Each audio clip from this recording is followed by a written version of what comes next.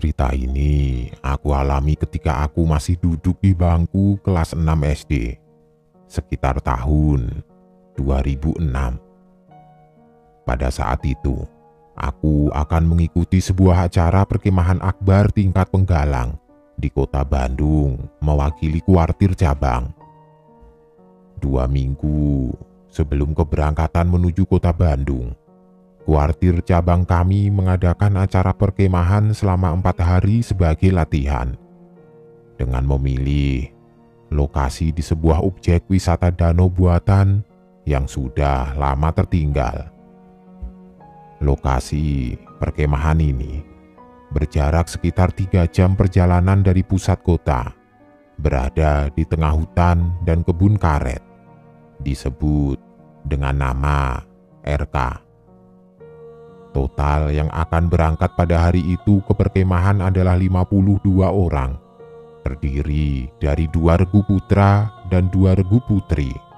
1 regu terdiri dari 10 orang, 3 orang pembina putra dan 3 orang pembina putri, 2 orang pelatih putra dan 2 orang pelatih putri, 2 orang teknisi listrik dan mesin. Kami berangkat pada hari Rabu sekitar pukul 11 dengan menggunakan 2 bis dan 1 truk pembawa khusus barang. Sedangkan salah satu pembina yang akrab kami panggil Romo Hadi menggunakan mobil pribadinya bersama dengan 3 pembina lainnya. Di perjalanan, semuanya tampak bahagia. Bahkan di bis sebelah yang tidak ber-AC khusus regu putra, mereka bernyanyi sambil bergitar ria. Dan kami, regu putri, menikmati lagu jadul mendayu mengundang kantuk di dalam bis sambil sesekali menertawakan Bu Risma, pembina putri yang terkantuk. Semua berjalan lancar tanpa hambatan. Sepanjang perjalanan aku menatap keluar jendela sambil memperhatikan jalan yang semakin lama semakin sepi dari peradaban. Jarak antar desa yang mulai jauh, diselingi beberapa kebun dan hutan. Ada rasa kurang nyaman hinggap di hatiku. Mengingat ini adalah pengalaman pertamaku pergi jauh dari rumah menginap pula. Namun, aku berusaha menepis semua perasaan itu dengan berpikir bahwa kami akan melakukan kegiatan yang menyenangkan. Sekitar pukul 2 siang, kami memasuki lokasi perkemahan, menurunkan barang dari truk dan mulai mendirikan tenda. Ini aku kasih denah lokasi bumi perkemahannya. Sebelah kanan dekat jalan adalah lokasi tenda putri dan untuk regu putra di sebelah kiri dekat hutan. Sekitar pukul 4 sore, semua tenda telah berdiri. Beberapa anggota regu putri yang bisa berenang memilih mandi di danau, sedangkan yang lainnya memilih mandi di kamar mandi umum yang berada dekat musola yang terlantar. Aku sendiri dengan seorang teman yang akrab disapa Cucut, gadis keturunan Minang berusia 2 tahun di atasku, berhijab panjang namun agak tomboy. Kami berdua menyusuri jembatan kayu menuju ke rumah tua di seberang danau. Cucut ternyata tertarik dengan bambu kecil yang tumbuh di depan rumah tua itu. Untuk tiang bendera regu, katanya saat aku tanya untuk apa bambu itu.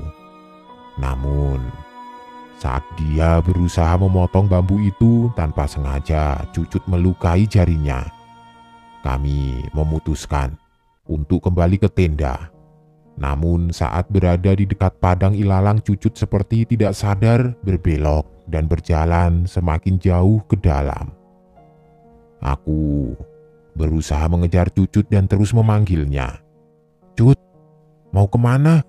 Ayo pulang, Cut." Cucut hanya diam. Gadis itu seperti tidak mendengar panggilanku. Aku mulai panik dan menarik tangannya. Seketika, Cucut seperti sadar dari lamunannya.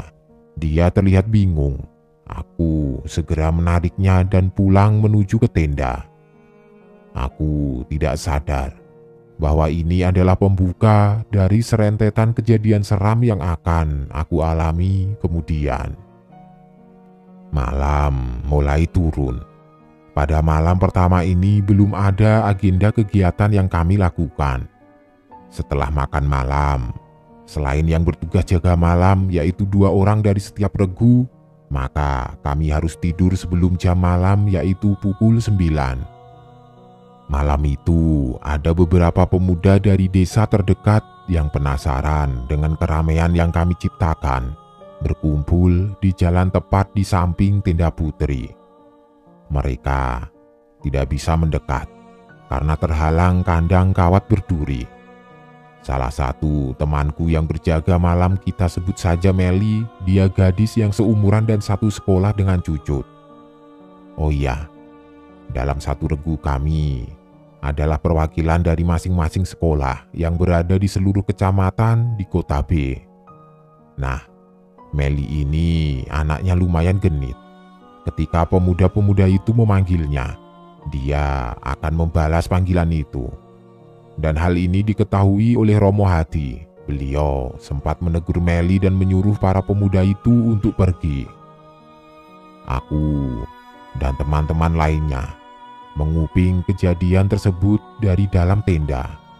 Karena aku tidak kebagian jaga malam, lalu molorlah aku sampai subuh. Saat subuh, aku bangun dan melaksanakan sholat subuh berjamaah. Setelah sholat, aku mendapatkan tugas untuk mengambil air di sumur yang ada di tengah kebun karet.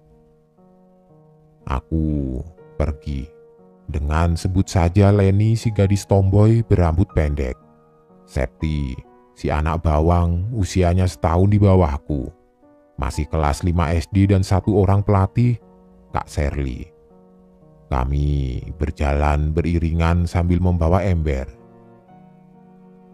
Di depan pintu masuk, Romo Hadi dan jeepnya sudah terparkir rapi.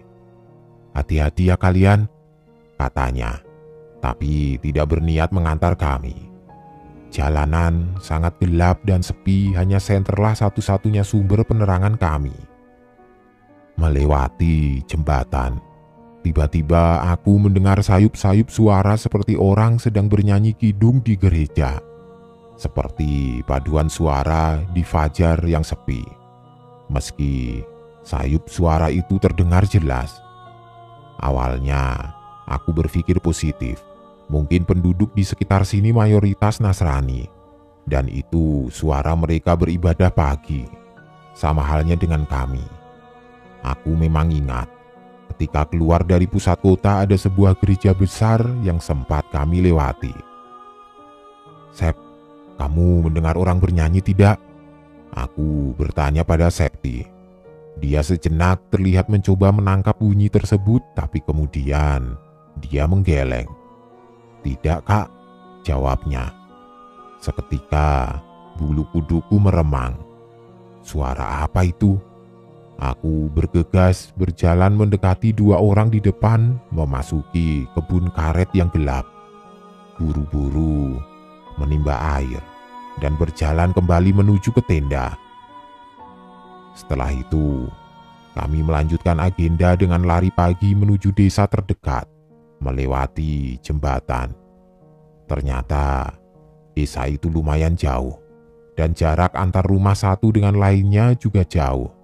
Itu adalah desa terakhir atau paling ujung, dan tidak ada lagi desa setelahnya. Dan tidak ada gereja di sana. Mayoritas penduduknya Muslim. Lalu desa lainnya ada 4 atau 5 kilo ke arah kota. Jadi yang nyanyi tadi pagi siapa? Seketika jantungku terasa mencelos.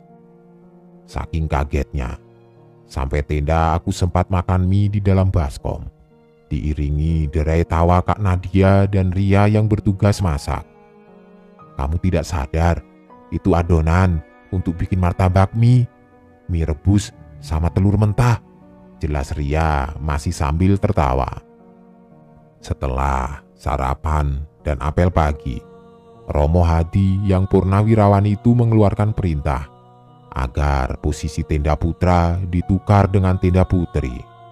Jadi, yang awalnya tenda kami bersebelahan dengan jalan kini malah mendekati hutan tepat di belakang musola terlantar. Alasannya karena kejadian Meli yang digoda oleh pemuda-pemuda desa kemarin malam. Kemarin malam mereka hanya di luar. Bisa saja malam ini mereka masuk, kata Romo Hadi.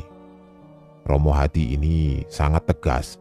Walau dia hanya pembina yang diperbantukan, semua perintahnya adalah mutlak. Akhirnya, setengah hari kami habiskan untuk membangun kembali tenda-tenda kami. Setelah makan siang dan sholat duhur, agenda dilanjutkan dengan pelajaran tali menali. Setelah selesai, sekitar pukul 3, kami masih ada waktu santai. Salah satu pelatih kami, sebut saja Pahen, menyuruh kami untuk membentuk lingkaran. Dia mulai bercerita pengalamannya berkemah di Malaysia dan berlanjut dengan cerita mistis pendakiannya di salah satu gunung. Bagai gayung bersambut. Akhirnya salah satu teman sereguku, kita sebut dia Tina. Usianya 3 tahun di atasku. Anaknya tengil dan usil, dia berkata bahwa Yuli yang masih keponakan Romo Hadi semalam melakukan uji nyali saat berjaga malam. Awalnya Yuli tidak mau bercerita. Namun setelah kami semua memaksa, dia mulai bercerita. Tadi malam Romo Hadi menyuruhnya berkeliling lapangan, seorang diri sebanyak beberapa putaran. Setelah itu, Yuli ditanya melihat apa saja. Tapi Yuli menjelaskan bahwa dia tidak melihat apapun. Bahkan, Romo Hadi sampai berulang kali bertanya, "Benar, kamu tidak melihat apapun?" Dan Yuli sangat yakin tidak melihat apapun. Berbeda dengan Tina yang menunggu di dekat aula. Dia melihat seorang wanita berbaju putih duduk di atas jeep Romo Hadi yang diparkir di tengah lapangan. Posisinya membelakangi Tina. Dan lagi, menurut Tina, seisi lapangan yang dikelilingi Yuli adalah kuburan. Entah itu nyata atau ilusi, tapi Tina yang tengil itu lebih yakin bahwa itu hanyalah perbuatan para pelatih yang biasa dilakukan untuk menakut-nakuti peserta perkemahan. Hingga akhirnya dia mengalami kejadian aneh lainnya. Setelah Yuli kembali dari acara uji nyalinya, mereka, Yuli, Tina, Leni, dan Umi, tim jaga Regu Putri, serta satu orang anggota Regu Putra yang juga berjaga malam. Kita sebut dia Piduk. Mereka duduk mengelilingi api di tengah-tengah lapangan depan tenda. Tiba-tiba, Leni berkata, "Di sini banyak kucing ya, tapi kenapa di atas pohon semua?" Sambil melihat berkeliling ke lebatnya pepohonan. Memang di sana terlihat beberapa pasang mata yang tampak bersinar dalam kegelapan seperti mata seekor hewan. "Shh, itu bukan kucing, jangan dilihat," kata Piduk yang ternyata adalah seorang anak indigo. "Memangnya apa kalau bukan kucing?" kata Tina dengan penasaran. "Itu pocong," kata Piduk dengan santai. Sedangkan ketiga gadis kecuali Tina di depannya sudah pucat pasi. "Di sini rame sekali," kata Piduk melanjutkan. Ketiga gadis tim jaga memutuskan untuk merapat ke depan tenda dan Piduk memilih berkeliling. Sedangkan Tina memilih rebahan di dalam sleeping bag-nya di dekat api unggun. Ketika dia mulai mengantuk, dia melihat sesosok berdiri di dekat kepalanya. Tina merasakan hawa dingin dari sosok itu. Sosok tinggi berbulu hitam dengan mata yang kuning kehijau-hijauan.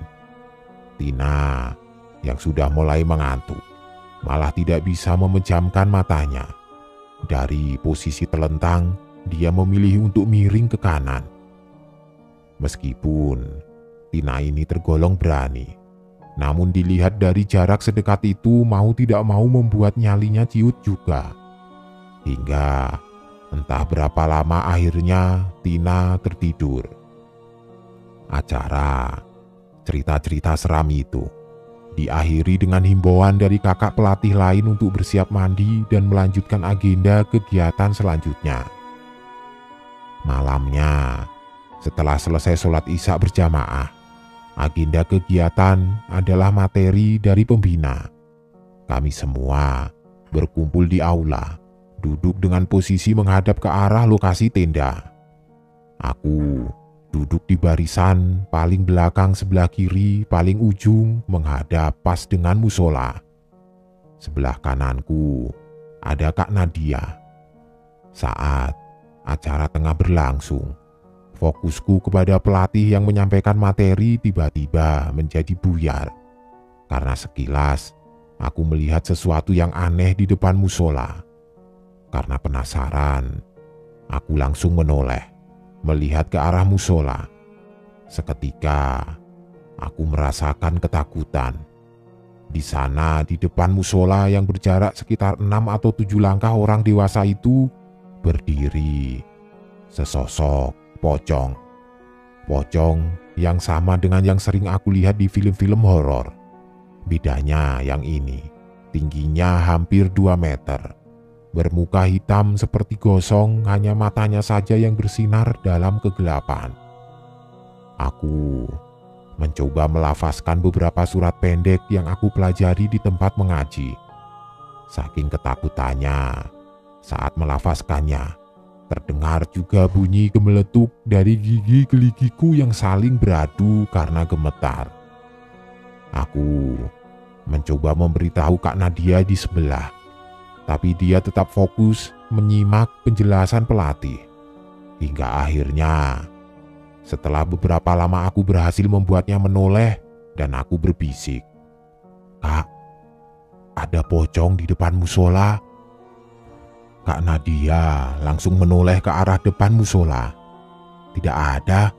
Mana? Mana?" katanya sambil berusaha mencari-cari sosok yang aku maksud. Makin syoklah aku. Kak Nadia yang merasa aku cuma menghalu mengembalikan fokusnya ke materi. Sepanjang acara berlangsung, sosok itu terus berdiri di sana seperti mengawasiku. Dan aku hanya bisa menunduk ketakutan. Ingin rasanya menangis dan memanggil mama. Masih kecil soalnya. Kalau sekarang mungkin cuma bisa kencing di celana. Aku ingin pulang ke rumah. Tapi anak pramuka tidak boleh lemah. Mendekati pukul 10 acara selesai dan bukan berarti kengerian juga selesai. Malah justru baru dimulai. Masih ingat kan lokasi tenda Putri? Untuk menuju tenda, aku harus melewati depan musola. Iya, depan musola. Dan di sana, si dia masih berdiri tegap seolah menungguku lewat. Aku berusaha mencari siapa yang bisa aku barengi untuk menuju ke tenda. Namun anehnya, semua orang sudah tidak ada lagi di aula dan meninggalkanku sendiri di sana. Mau tidak mau, aku terpaksa kembali sendirian ke tenda. Aku sempat terdiam di aula, menimbang-nimbang mau nekat saja mengumpulkan keberanian atau menunggu di aula sampai ada yang datang dan minta bantuan untuk mengantar ke tenda. Romo Hadi yang biasanya seliweran malam ini pun tidak tampak. Setelah cukup lama menimbang dan malam mulai larut, akhirnya aku memberanikan diri mulai melangkah menuju ke belakang aula, menaiki 2 anak tangga dan mulai berbelok menuju ke musola. Perjalanan yang biasanya dekat kini terasa sangat jauh.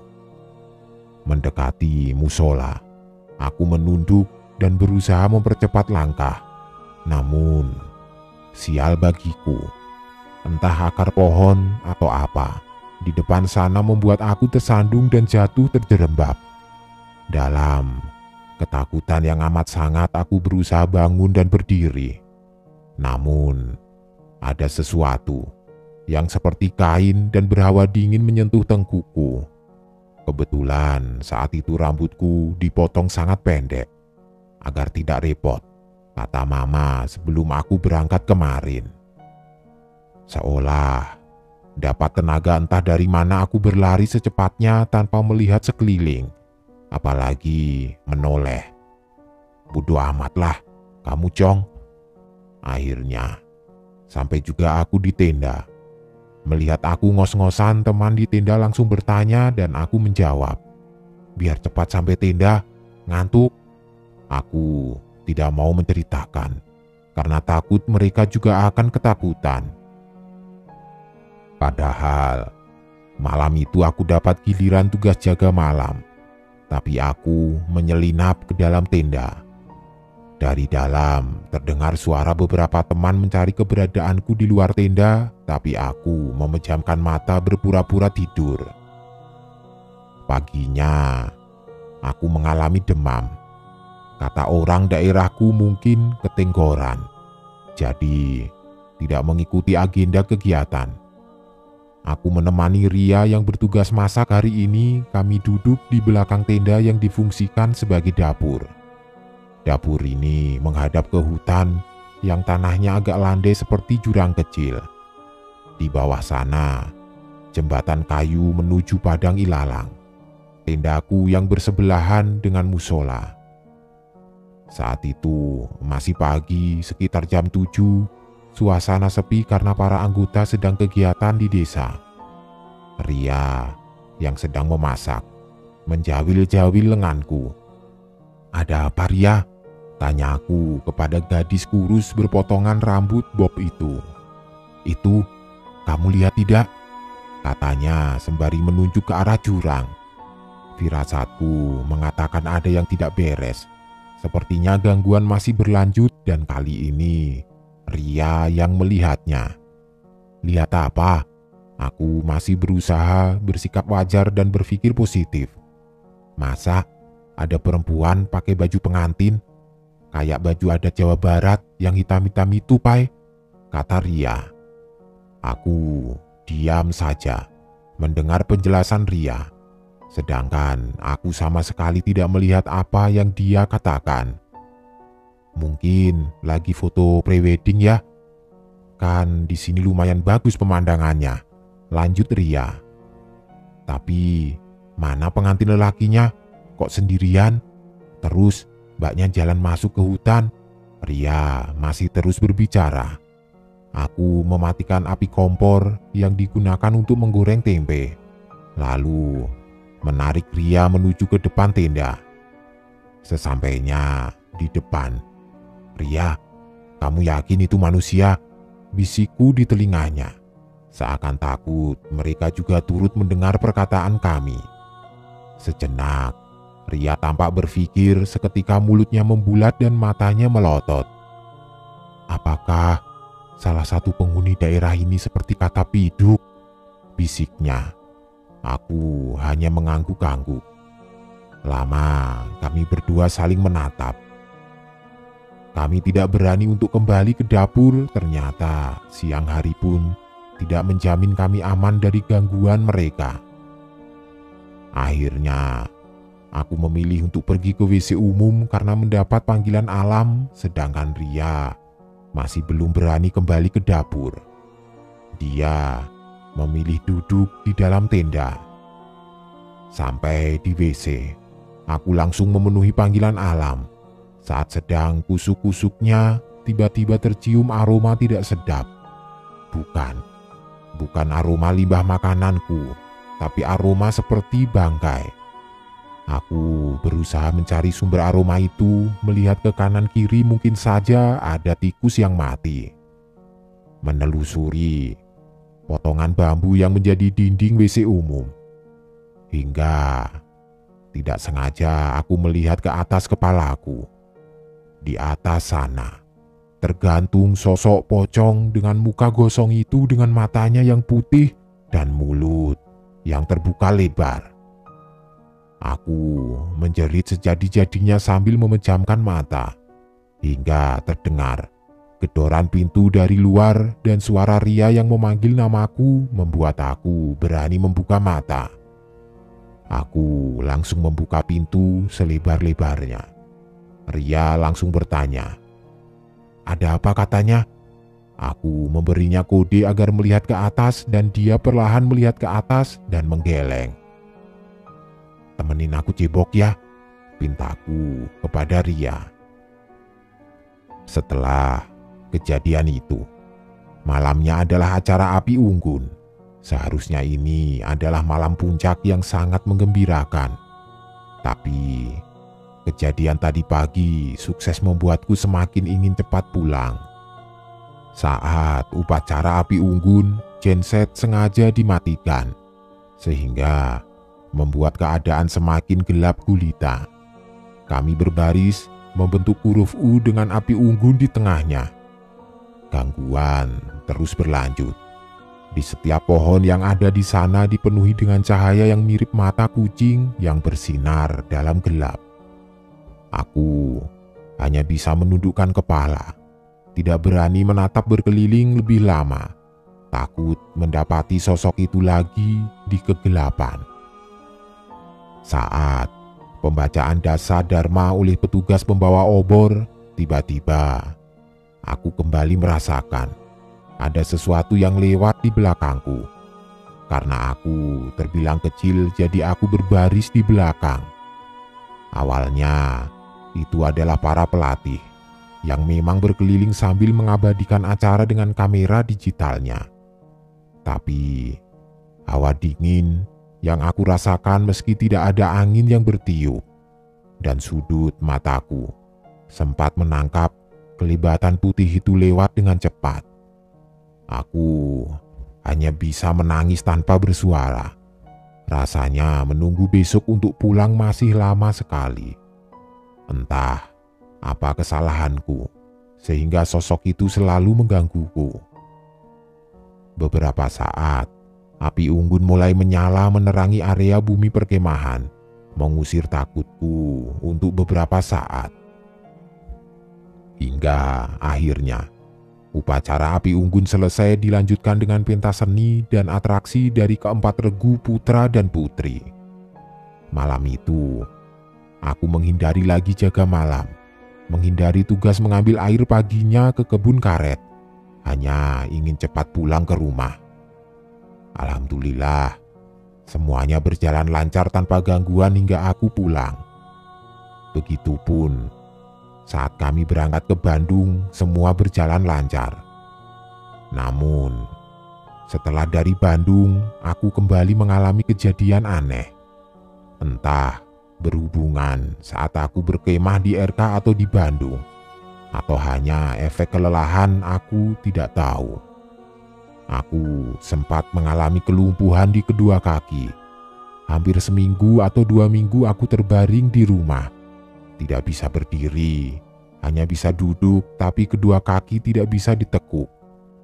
Setelah diurut oleh nenek tetangga dekat rumah yang mengatakan mungkin aku menginjak sesuatu di suatu tempat yang tidak terlihat oleh mata. Aku mulai berangsur pulih, mulai dari bisa menekuk kaki, berdiri, dan melangkah perlahan. Oh iya, satu lagi.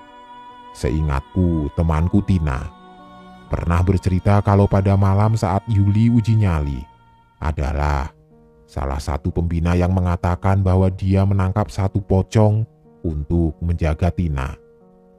Entah itu benar atau tidak, yang jelas aku sudah melihat pocongnya.